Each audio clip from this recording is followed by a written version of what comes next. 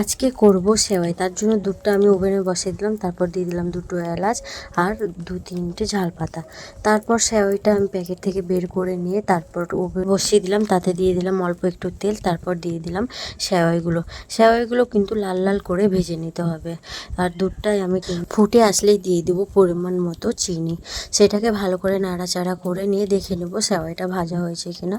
দেখতে পাচ্ছ লাল লাল হয়ে গেছে। তারপর দিয়ে দিলাম আমি সেই সেওয়াইটাকে সিদ্ধ হতে দেবো কিছুক্ষণের মতো। তারপর সেই কড়াই অল্প একটু তেল দিয়ে আর কাজু কিশমিশ পরিমাণ মতো কেটে নিয়ে সেটাকেও লাল লাল করে ভেজে নেব।